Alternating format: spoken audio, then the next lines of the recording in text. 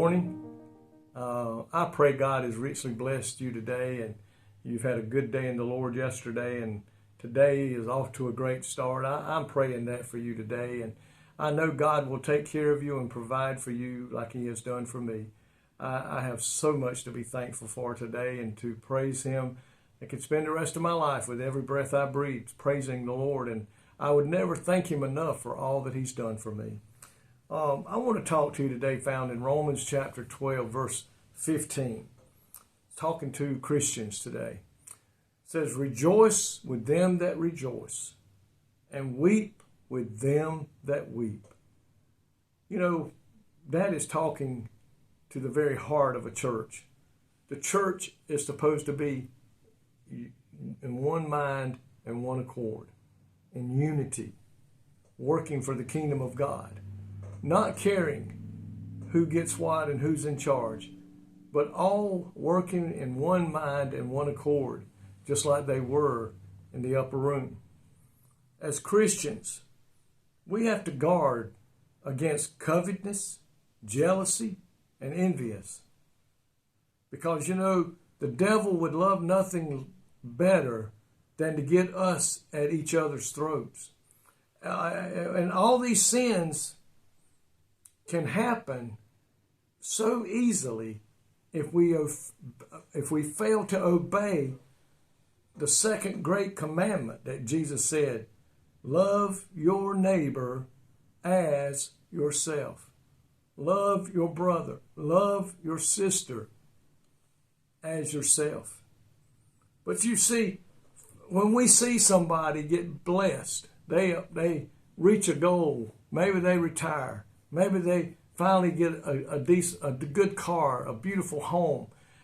It's so easy for the enemy to jump up there and make us get jealous, make us get envious, maybe us covet that we could have the same thing.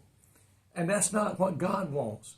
If we get caught up in that, then we have a hard time obeying that commandment that God gave to us. First, we'll have a hard time rejoicing with our brother and sister.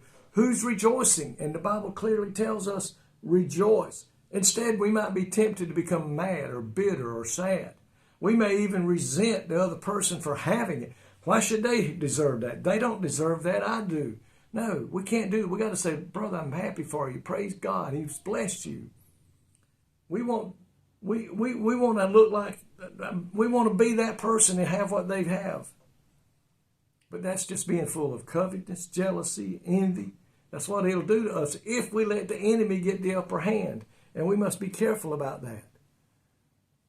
We ought to be celebrating when a brother celebrates and when their heart is broken. They're going through that hard trial. They're going through a doctor's finding that's not good. Then we ought to be weeping with them and encouraging them and strengthening them in the faith and praying for them. Let them know that we love them. We're there for them in case they need us today. After all, that's what we would want them to do for us. If we're rejoicing because we got a new job promotion, or we're rejoicing because we got to buy a home, or we got to buy a car or a boat, whatever the case may be, we would want our brothers rejoicing with us, not being mad or just being mad at us. We don't want that. And the devil will do his best to get church people, Christian people, to do just that. Instead of weeping when they weep and crying or celebrating when they celebrate, he'll try to get us to do the opposite. Then that splits a church, and he has won the battle then. He has hurt a church that may never recover back to where it was at that very moment. I found here, it says, when one member suffers, all the members should suffer.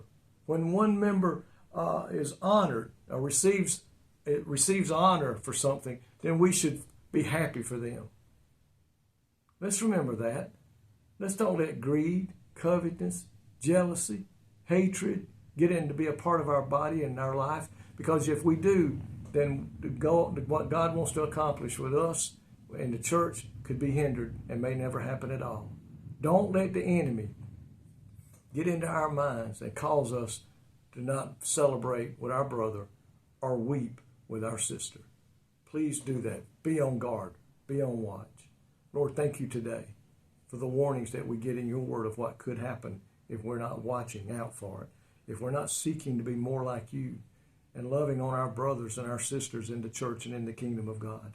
Help us today, Lord, to love our neighbor, love our brother and sister as ourselves, that when the enemy comes against us, we can stand true and not let that get the best of us. In Jesus' name, amen.